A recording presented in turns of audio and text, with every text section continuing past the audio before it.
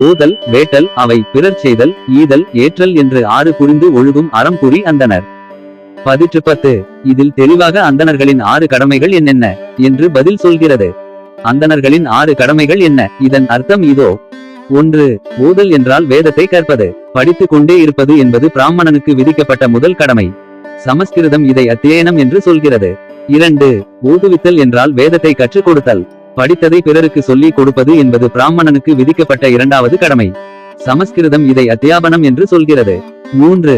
வேட்டல் என்றால் வேள்வியை செய்தல். உலக நன்மைக்காக தினமும் யாகமோ, இறைவனுக்கு நன்றி சொல்ல சந்தியாவந்தனமோ, இறைவனுக்கு பூஜையோ செய்து கொண்டு இறைவனிடம் பிரார்த்தனை செய்து கொண்டிருப்பது என்பது பிராமணனுக்கு விதிக்கப்பட்ட 3வது கடமை. சமஸ்கிருதம் இதை யஜனம் என்று சொல்கிறது. 4. வேட்பித்தல் என்றால் வேள்வியை மற்றவருக்கு செய்து கொடுத்தல். மற்றவர் உலக நன்மைக்காக யாகமோ, பூஜையோ செய்ய ஆசைப்பட்டால் தானே சென்று முறைப்படி செய்து கொடுத்து அவர்களுக்காக இறைவனிடம் தானும் பிரார்த்தனை செய்வது